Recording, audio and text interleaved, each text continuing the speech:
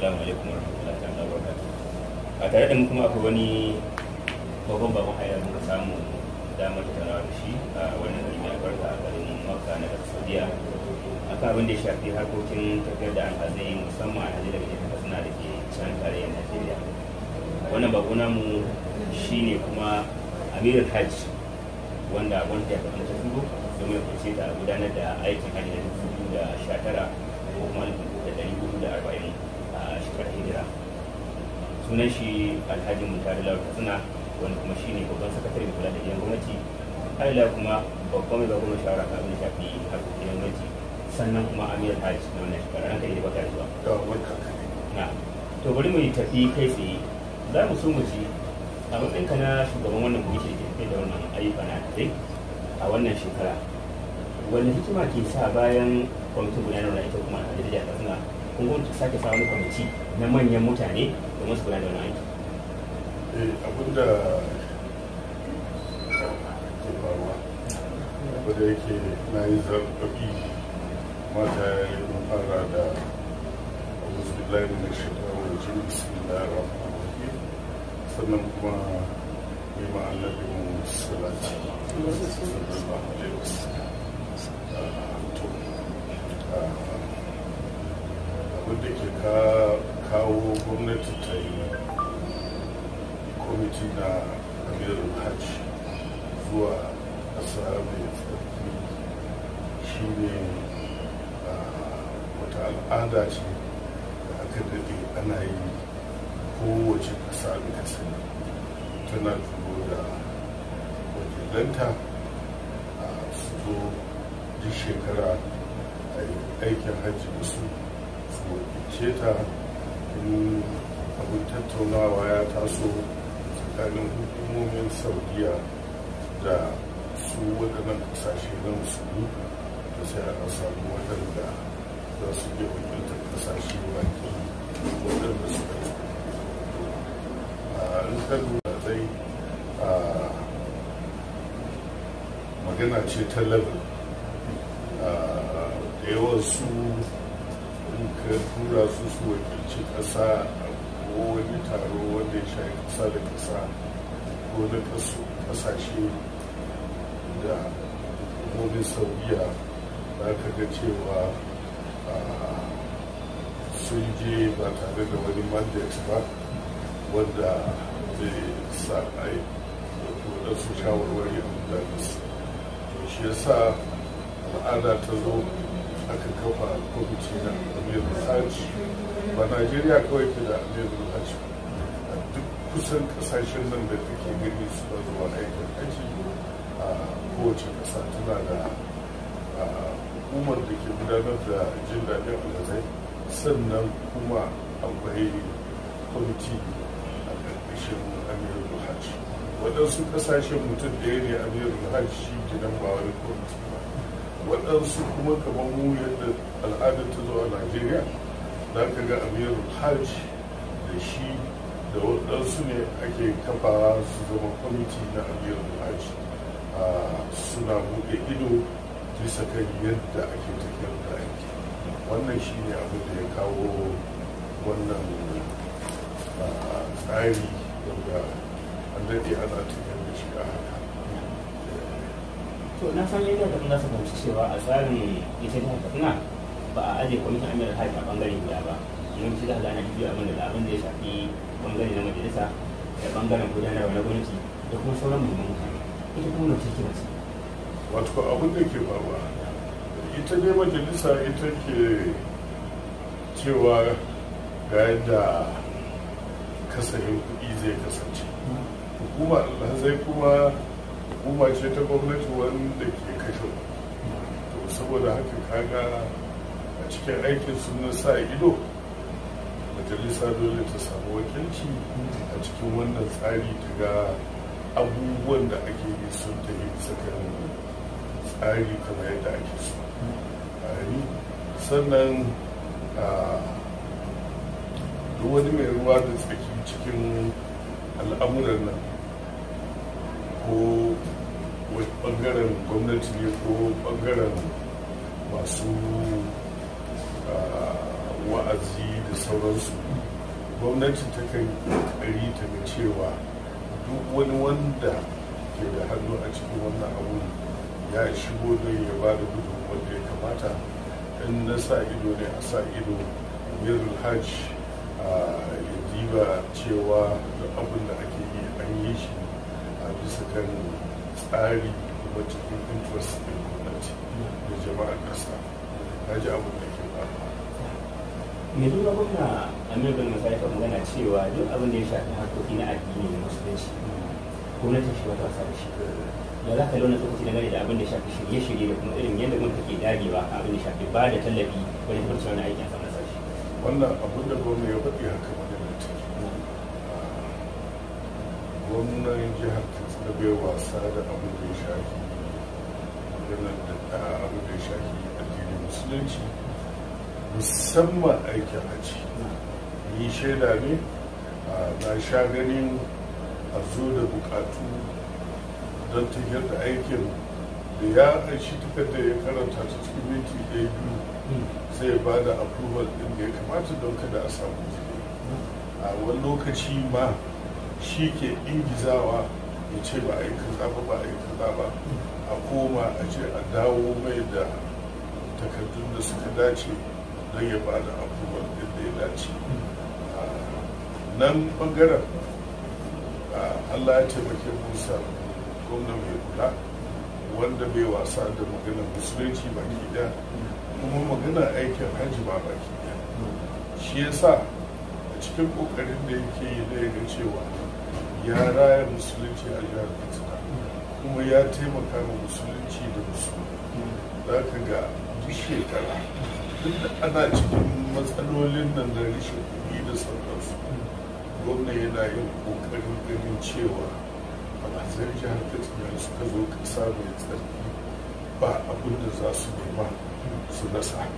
In ka ga alhaji ya zo Makka ko Madina ko ina ma a cikin Saudiya, to ba dai daga ɓangaren gwamnati. Kai shaida ne, duk alhajin da ya zo tun daga Katsina ya zo nan, gwamna ji shekara duk alhaji sai ya aishi na riyal 300 bayan an gama aikin haji, saboda tunanin cewa waɗansu sun da kuɗi, waɗansu an yanke masu aljifai, waɗansu sun je sun yi saye-saye marasa amfani, kuɗaɗe sun ƙare, to kada su galabaita da abu. Shi yasa ji shekara komi yawa alhazai Amirul Bello Masari gwamnan jihar Katsina zai ba alhaji komi yawa su naira riyal 300 don agazawa tallafi ne. Wannan yanzu gashi a waɗansu jihohi irin Kano, irin su Yobe, irin su Borno duk suna koyi da irin wannan, sun ga amfanin abu. Saboda ƙasa ce ka zo ba dangin uwa, ba dangin uwa, ba sana'a ka zo yi ba, ibada kawai ka zo, to abubuwa da yawa na iya faruwa. Kuma cunkoson da ake yi yana iya sa yawa ka lura ba su ma taɓa tahiyar da ta wuce kilomita 20 ba daga inda suke ta. Sai gashi cikin ɗan lokaci kaɗan sun shiga jirgi sun ratsa hazo sun yi tahiyar kilomita wajen 5,000. To wannan ma kawai ya isa ya sa mutum ya rude, bai taɓa ganin irin waɗannan abubuwan bai. Kalli yawan motoci, kalli yawan alhazai, kalli yawan gidaje, kalli irin gidajen da ke. To da yawa sai su zama confused, su rude, waɗansu su yada kuɗinsu, waɗansu 'yan damfara ke haɗuwa da su wani wuri su ɓaci kuɗin, waɗansu su yi masu wayo su ce kawo a jawo ma canji daga nan ba a ƙara ganin mutum, waɗansu yanke musu ma aljihun ake. Duk ba abin da bai faruwa. Wani cikin harami za a yi zai yi asarar kuɗin shi, wani wajen harami, wani bisa kan hanya, duk ba yadda abin da bai. Shi yasa gwamnan mu mai tausayi yake agaza ma lazai. In aka dawo Makka an gama aikin haji sai ce to ga wannan kuɗi ne masu yawa aka baka su lokacin da ake baka su sai ka ji kamar an maida ka ɗan mutum saboda kai a lokacin kusan in ce ka galabaita yaya za ka yi da kanka ya za ka ci abinci ga ranar koma gida ba a sani ba tun da ba kai ke da iko da jiragen ba to in ka an shi waɗannan kuɗi su ne waɗanda za ka ta lallaba a Allah ya sa a zuwa ce a tafi jidda a kama hanyar tafiya gida to wannan ba ƙaramin ƙoƙari ba ne a dukkanmu da ma'aikatan gwamnati da waɗanda ba ma'aikatan gwamnati ba ya isa mu ya ba mu shi wannan gwamnati kuma alhazai alhamdulillah duk inda muka zagaya tun daga saukanmu madina alhazai suna gode mu gwamnati ƙarin godiya da suka anshi waɗannan kuɗin waɗansu in ka gansu suna magana kamar ba su taɓa maganin kuɗi a rayuwarsu ba wannan riyal 300 kamar su ne na farko kahin in zo nan ɗazu nan masaukin da nake ko wanda ya ci aka yi wa daukara ka an ce mai kuɗi ka ba shi dala ɗaya guda 8 wata kyale shi ya zo ya same ni ba mun gama sallar magariba yake cewa shi ya rasa yadda zai har wa yau banda wannan riyal 300 da gwamna ya ba shi wallahi tallahi ba wanda ya ce ka har wa yau na ce to kama gode ma Allah ta ko kana rayu maganin farko ke sannan ka gode ma Allah kuma ya barka cikin koshin lafiya maganar da kake ta abin da za ka siya ne ka koma gida ka raba ma mutane da ce wannan ba dole ba yana da kyau amma kuma ba dole ba amma nan kaji bahaushe na kalmar cewa maka madina tahiya ce ta maka madina ba ta kowa zaman kai shi kai lalurar ka sani ba ka san to da ce amma duk da haka zan ga abin da ni zai iya yi da in taimaka kaji to irin waɗannan abubuwa suna ba alhazai suna shiga matsala to aka zo musu da tallafi sai ka ga wallahi tallahi suna godiya suna yabo wannan abun sha'awa ne ni gare kasancewa ka gaggen dan siyasa kuma wanda ya daɗe na kudin jama'a a ci a gwamnatacce ba zai san saboda abin da ya sa shi ne jama'a wanda kuka ce ka shugabanci wannan tafiya ba a wannan shekara na tabbata wannan kwarewa ta kawai zai sa ka ga abubuwan da aka samu nasara ba da kuma ga abubuwan da ake samu matsala ce me za ka ce za ka iya dangane da abin da ya shafi sauran da aka samu ne ko da alhazai har ya zuwa da kawai da aka yi a cikin wannan shekara. to sun da aka bani wannan nauyi wani sa hannu biyu na karɓa sai da na fara yi maka na alkawari cewa Allah ya bai iko in yi shi wannan aiki yadda ake so cikin nasara kuma na yi alkawarin cewa ba zan kunyata shi wanda ya dace ya samu wannan shi ya sani gwargwadon iko mu ya sha azaman nauyi ba biyu tare mu da shi kuma duk sanda ya dauko wani nauyin ya azama bai ga gazawa ta ba bai ga kuma inda na yi ba ta yi saboda amincewa da ke tsakaninmu ya san da abin da ya ce in yi sai na yi kamar in kashe kaina in ya so in na yi ma daga baya zan faɗi ballaye a kowane abin da haka ni wannan tasha amma sai na yi abin da na gida shi kuka to shi ya sa ka ga tun daga lokacin tun muna gida na bar ma ofis ina gidan gwamnati na zo na tare ofishin alhazai ina biye da alhazai na sau da kafa duk wani taro da ni ake duk wani wanda ke da ruwa da tsaki cikin wannan harkar ba wanda ban gana da shi ba, ko a meeting ko a conference, ba inda ban sa kawata ba. Duk wanda ya kamata in yi magana da shi, ko mace ko namiji ko jami'an Allah sai ko ma wane kai shaida ne ka gani da ke ɗauka. To ni irin aiki na ke ka azaman aiki sai na ga inda ƙarfi na yi kari ba ja da baya, sai na yi shi. Duk abin da zai ma faru to ya faru bayan na gama yin aiki, kuma sai na yi shi da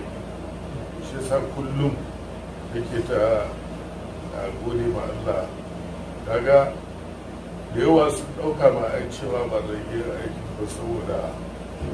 bara na sha fama da rashin lafiya a yi man operation da sauransu,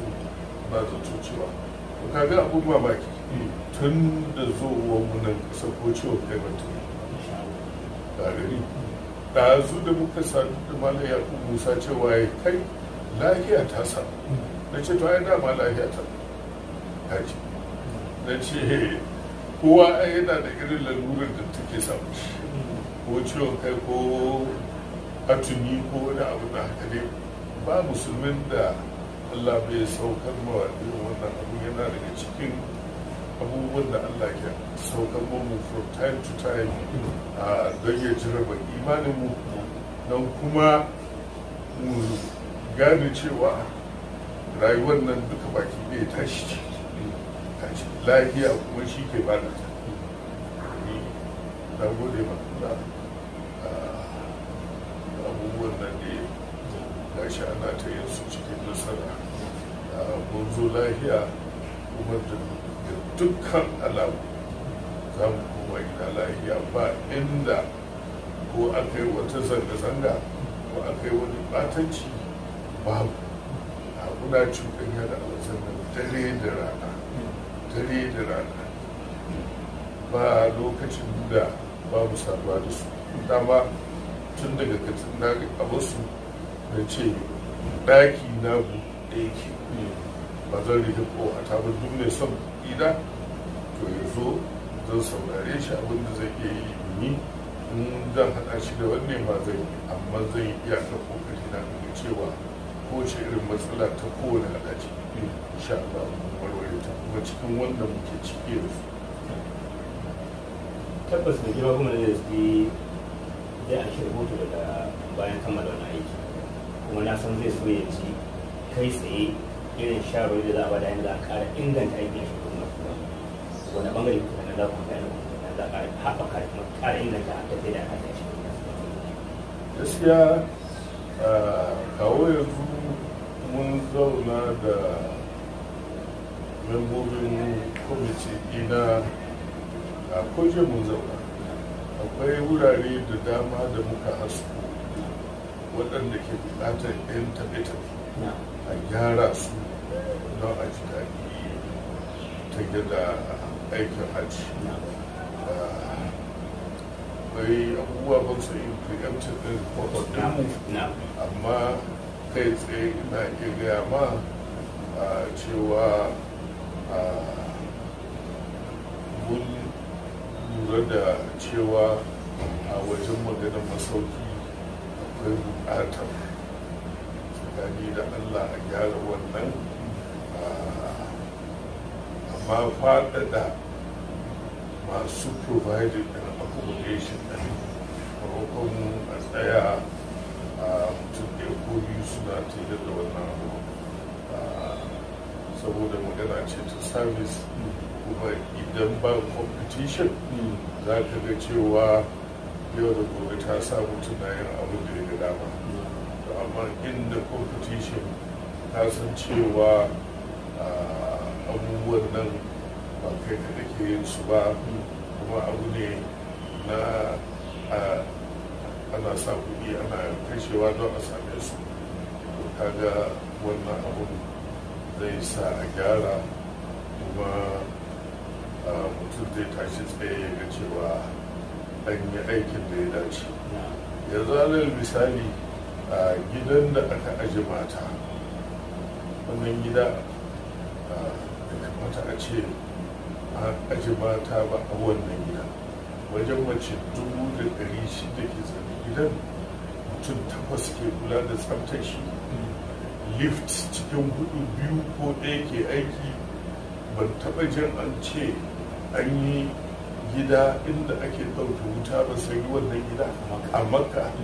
Ban taɓa jin inda wato ake yin abubuwa kai ko wajen sallah na wannan gidan masallacin ba wani abu ka zo a gani. So kaga a ire-iren waɗannan saboda masu ba da accommodation ɗin suna yin abin da suka ga dama ne,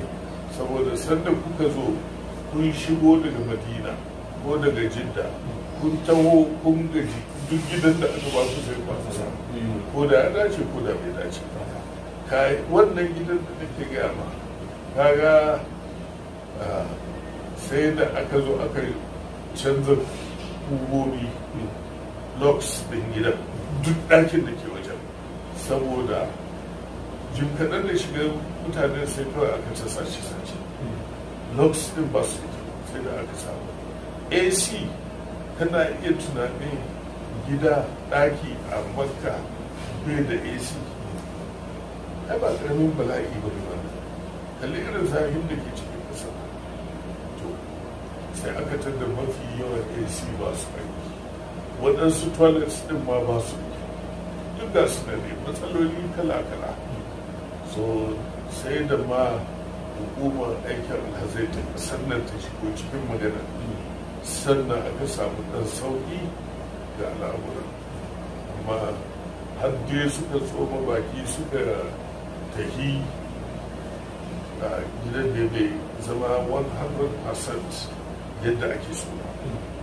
To akwai buƙatar jiban irin waɗannan, akwai buƙatar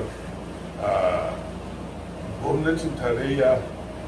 wannan ya yi ƙarfin maganar jiha. Gwamnatin tarayya tare da sauran ƙasashe na musulunci su zauna da ƙasar Saudi Arabia da malaman Saudi Arabia da sauran malamai amintattu da aka yi da su na duniya baki ɗaya, a ga yadda za a kudo malamarin Mina. Saboda nan kaga ana ba ƙasashe fili ba maganar bed space ba ne. Sai a ce ga yankin kushi kenan, ko da ya muku kaɗan ko ya muku yawa oho. To kaga Minan kuma sai ƙara ƙanƙanta ta duk shekara, saboda alhazai yaduwa suke ta alwa suke ta yi. Sannan musulunci shi kanci yana samun bunƙasa a faɗin duniyar nan. Yau musulunci shi ne number one religion, ya wuce Christianity. To mafi yawan mutanen da ke shigowa cikin musulunci suna jin cewa malamai na wani cewa aikin hajji yana daga cikin pillars ɗin. To kowa so yake daga cewa ya zo aikin hajji, ka gani. To shi yasa Mina gaskiya ta matse ba Minan zamanin Annabi ba. Yanzu inda aka yi masaukin jihar Katsina, ai ta yi ta daga cikin Mina ta koma Muntari, ka gani, ta shiga cikin Muntari, ka gani. To kaga me ya kawo haka? Saboda wurin na ƙara zama ƙarami, mutane na ƙara shi. Ya kamata wannan ba magana ba ce ta jihar Katsina, ta yi ƙarfin jihar Katsina, magana ce ta federal government ta samu tattaunawa da takwarorinta da kasashen Afirka da na Laraba a zauna da Saudi Arabia a tattauna a ga menene abin da ya kamata a yi. Malamai za su hiddo da wani hukunci ne na wanda zai yi daidai da zamani, amma kuma bai saba ma sunna ba, to ya kamata a yi. kaji wannan ke sannan akwai yan ƙananan abubuwa da muka gani kamar irin maganar su asibitoci clinics tsakani da Allah ni da members din committee ba goyi bayan hukuma da zai ta ƙasa ta ɗau nauyin clinics ɗin alhazai ba a madadin shugul ni da members ina abinda muke so a yi a bar kowace jiha ta ɗau nauyin malamanta na asibiti ta sai masu magani ta kama masu inda za su zauna su buɗe ya zama clinic ɗin jihar Katsina amma saukar alhazanta ta yi postin ɗin likitocinta da jami'an lafiya ta inda ya dace amma a ɗauke wannan nauyin da kuma alhazai da ƙasa ta ɗauka yanzu take yanzu misali in ka ɗauko dokta musulmi daga ebonyi ka zo ka ce mai ya saurari alhajin jihar Katsina wanda bai ji da ruwan godiya yake bai sai ko ina ba a rayuwa ta yi ka ga ba ka nemi an sanna lafiya ba sannan ka zo kana kwance a masaukin alhazai sansanin alhazai ga yanar koda sai aka ce inda kuke ga wani na murjan bai lafiya kun dinga tambaya ina clinic din yake ina ne clinic ina ne clinic kayan a gano inda clinic din yake ba a sa abin da zai faru ya galabaita to kaga amma idan clinic din nasu naku likitocin naku maganin naku to kaga sai ku kula da mutanen ku cikin wancan ni wannan shi ne ra'ayina kuma members in delegation da muka yi magana da su gani da Allah sun goyi bayan wannan ra'ayi kuma mun ce za mu kira mai girma gwamna da ya ɗau wannan magana ya fuskanci shugaban ƙasa a je wannan iko da kuma alhazai ta ƙasa su gabatar su a ɓace shi a maida mai jihohi a musu su kula da mutanensu zai ke ba duk wannan abu nan gaba ma wajen neman mulki neman iko ta su ce lodas masu za su naɗa mai jihohi to mu ba za mu yarda da wannan ba a kyale mu da mutanen a kyale mu da mutanen kare yanzu saboda ba ka misali an mun je stakeholders meeting da ita hukumar lantarki na kusa da aka je kusan duk hukumomin alhazai na Najeriya kukar su iri ɗaya kare to saboda suna aishi waɗansu abubuwa daga hannun jihohi suna dawowa da su wajensu amma abun bai yin tasiri na goyi bayan abin da suke yi Madina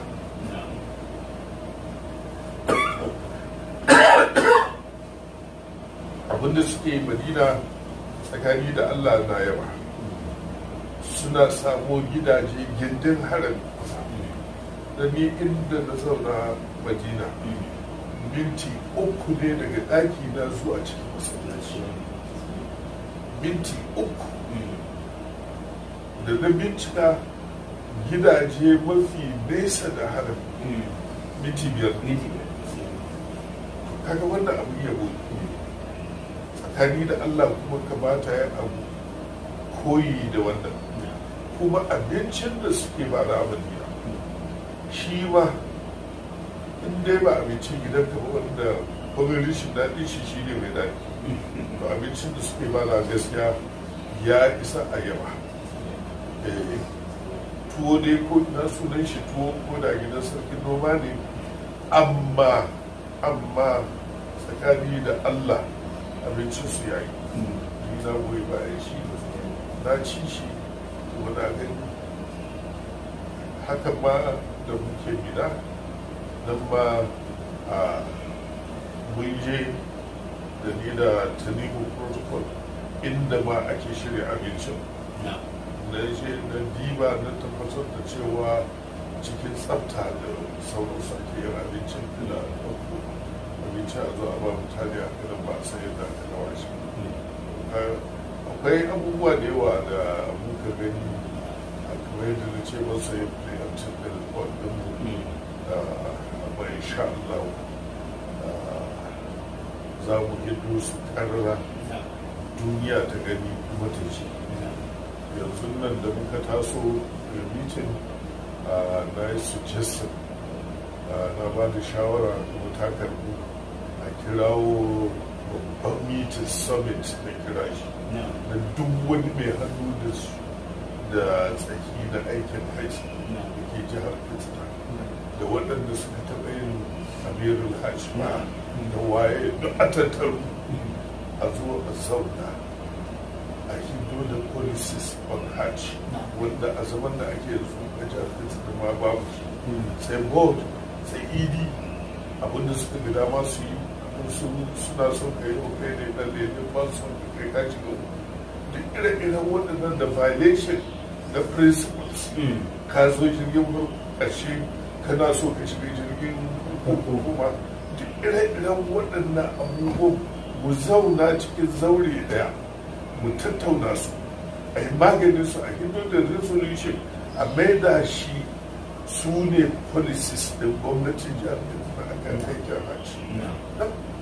Ina mamaki sai da na zo wannan aikin da ke gani cewa a shi ba wani guideline ba wani abun nan shi kenan hukumar gwamnati ta zama hukuma ta kasuwanci iyaka ka je ka biya kuɗi a baka da sai don ta yi a ce ba ka ba haka abubuwan da ya kamata ta yi tun da gwamnati tana investment a cikin al'amarin tana zuba to ko gwamnati dole ta fito da policy a kan wannan harka yes to kaji irin abubuwan da nake hange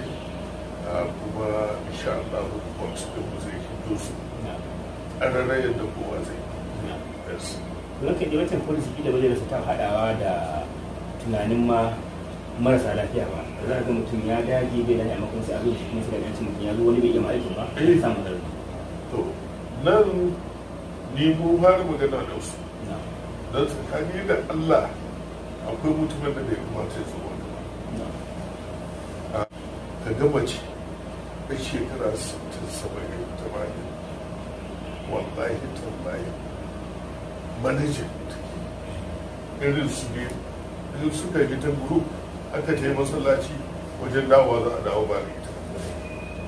tana can wajen kalle-kalle a abace an zo wajen ƙetare kwanta dangin sun wuce sun yi gaba ita tana ba wai yau hake ga ita an kada sun bace to haka ake ta to gaskiya malamai suna da aiki na nuna aikin haji duk aikin da ka sani na aikin haji wahala ne a kowane to na yi shekara 70-80 ai ba kai bai adalci don kariya mai don an ce musulmi ya yi so ɗaya Allah to ai ba a ce ta kowane irin hali ba ko ko mu ne malamai gaya mu an ce ko ta wace hanya ne ko ta wani hali sai gaje akwai sahabban da har suka rasu wallahi ba su inda hanyar maka ta kare ya kamata irin waɗannan abubuwa a diba su tunda akwai ita wannan niyya da ake da ita na yin doka ta hana aikata laifuka yayin haji ni ina gani ita wannan doka kamata ya ta kunshi hadda irin marasa lafiya da irin waɗanda masu da iko zowa da sauransu in suka zo za su zame ma mutane matsala ya gani akwai marasa lafiya da waɗanda wallahi abin tausayi kaga akwai wanda ya zo cikin alhazan na a kai mai operation na hajji tahiya ya taso daga masauki zo na ofis ya faɗi ba cewa an yi mai operation aiki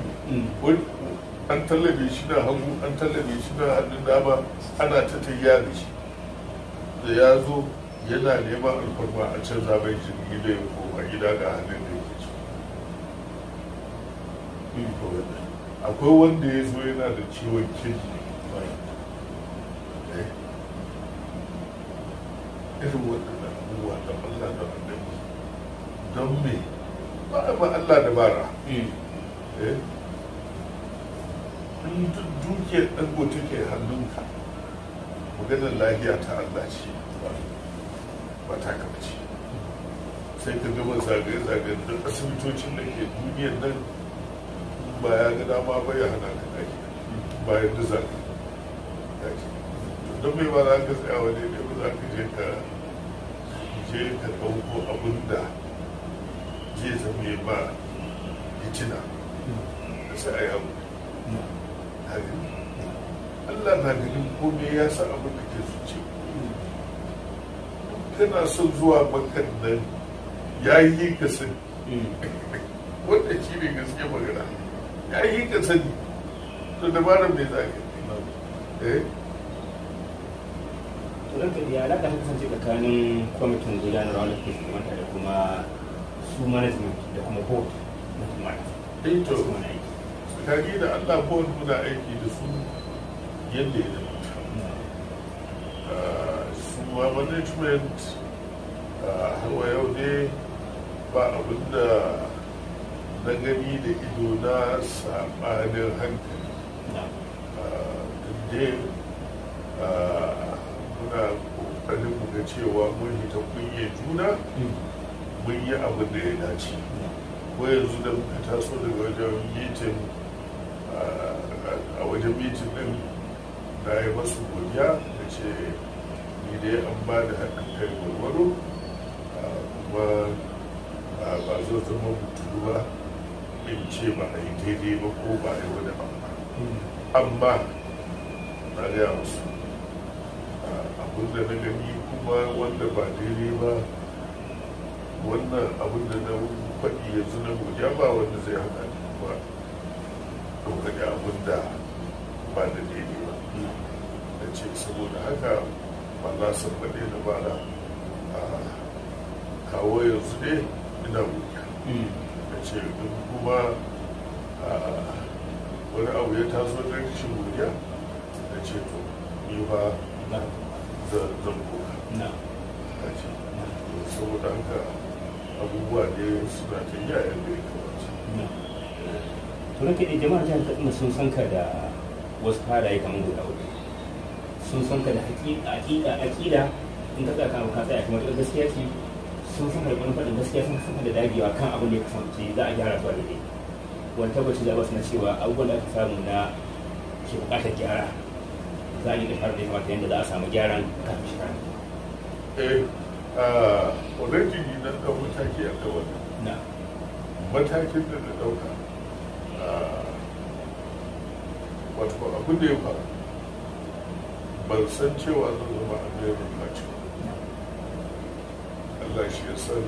gaibu shi ya san yadda abubuwa za su kasance amma bara kwamitin Amirul Hajji da suka zo wajen miƙa report ɗinsu wajen gwamnati sai na ce guda fita na ce duk shekara kuna zuwa kuna kawo rahoton gwamna a tashi wannan ya magana wannan ya magana a ciki na ce ni haɓa gamsu da wani abu na ce yau shekara ta uku ina gidan nan su uku ana kawo irin wannan rahoton da ido na ma ni ba ta gani shi wani ne babban sakatare a gidan nan na ce to ba haka za mu yi aikin nan ba. Na kirawo Dr. Lawal ba ya ce ka san abin da za a yi, za mu gyara wannan aikin. Rahotannin da kuke zuwa da su suna zuwa da shawarwari, amma da kun miƙa ma gwamna ya amsa ya aji, na gwamna ke zama ya karanta rahoto kundi na ce ba yi ba. Na ce amma kun yi talabijin ta ɗauke hoto shi kenan, sai ku dawo sai ku kawo man kofi. Kuka ban kofi, ni kuma sai in tsamo shawarwarin nan, sai in yi mai memo, sai in tura mai inda ya kamata ya bada approval ya bada, inda ya ce bai yadda ba za a ci gaba da magana har Allah ya sa abubuwan da ake so su tabbata. Sai suka kawo man kofi, sai muka yi sai na ba staff dina da ce su bi shi dalla su tsamo recommendations din nasu yi mai memo. To har na baro ne ba a kai ga an bani ba, wanda san zai je tanta shi. So wannan yana to sai Allah ya sa bana ni ne ba Amirul Hajji. So kaga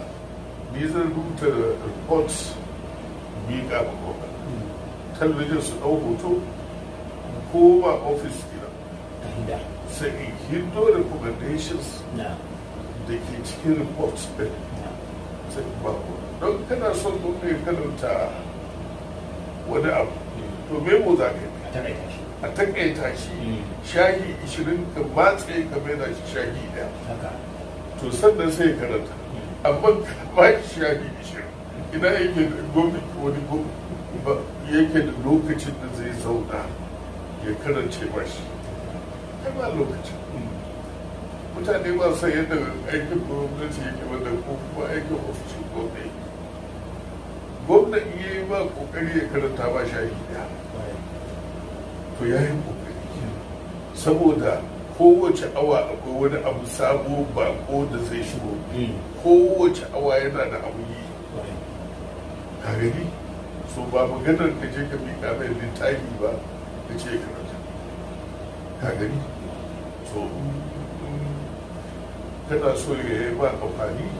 ko ya taimaka to memo za ka rubuta. Domin kuma abin da nake so yi kenan don mu ga cewa an samu canji a aikin hajji. Duk sanda aka dawo aka ba da report waɗanda suka dawo inda muna fata za su ci gaba da ba da haɗin kai sai a ba mu report. Shi na shi an ba shi na talabijin, mu kuma namu na a yi aikin aka ba mu sai mu zanna sai mu yi aikin da ya dace. Irin da ya kwatanta yan da ɗan sauran jini zaka ce akwai abubuwa da aka samu ci gaba kwarai wajen abin da tafiya da ake da su. Na wace godiya za ka yi ma masu ruwa da sarki, ita kanta gwamnati, shi kanshi gwamna da kuma su kansu 'yan jiha na haɗin kansu yawa da samun wani sarrafa. Tsakani da Allah ni ban da abin da zan ce illa da farko ya gode ma Allah, sannan na biyu in gode ma masu ruwa da tsaki a wajen al'amarin aikin kashi. Wato daga waje mutane na ganin abubuwan nan wani iri, amma wannan dama da Allah ya ba sai na ga wato tahiyar da al'amuran da suka shafi dubban mutane a ɗauke su a kai su wata ƙasa a kula da lahiyarsu, a kula da cinsu, a kula da shansu da muhallinsu. Wallahi ba ƙarfi al'amari ba. Kowa gurgudan iko yana taimakawa, kowa ya sa hannu a ga cewa abubuwan da ana yin su cikin walwala da jin daɗi. Wato duk inda mutane suka haɗu ba za ka iya cewa ba ɓata gari ba. Akwai da inda ka samu mutum 2 3 4 10 100 ya ka samu wanda kai manufarka da bai shi tashi manufar da wannan gaskiya ne. To amma a mafi yawan mutane da management ɗin hukumar da board da malamai masu wa'azi mata da mazan da su kansu 'yan delegation ɗin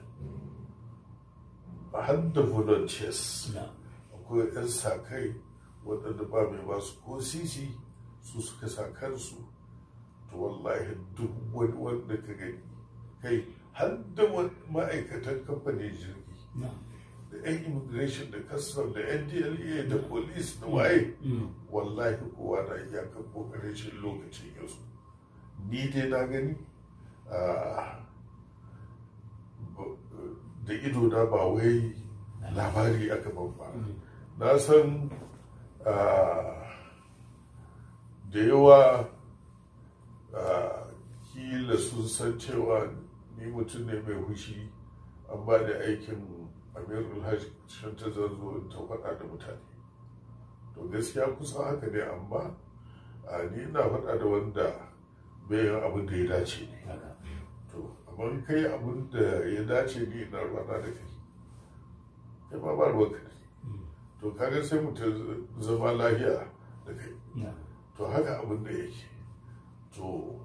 wallahi tallahi godiya mutane sun ba da gudunmuwa suna cikin ma badawa. Na sha zuwa Makka, na zo umra, na zo aikin hajji ba su kirguwa, amma daga nesa nake kallon operation ɗin. To wannan karin shi ne na taɓa zuwa cikin delegation tsamanin mulkin soja, amma ko a wannan lokacin daga nesa ne. To amma wannan karin shi ne dumu-dumu da ke ciki, kuma duniya ta sa mai ido ta ga yadda aikin zai tafi da yadda za a yi shi. To a nan ni dai na gode ma kowa da kowa, mace ko namiji, babba ko karami, malami ko ba malami ba, da duk ƙungiyoyin izala da na ɗariƙa duk wallahi tallahi tsakanin da su sai godiya. Ko yau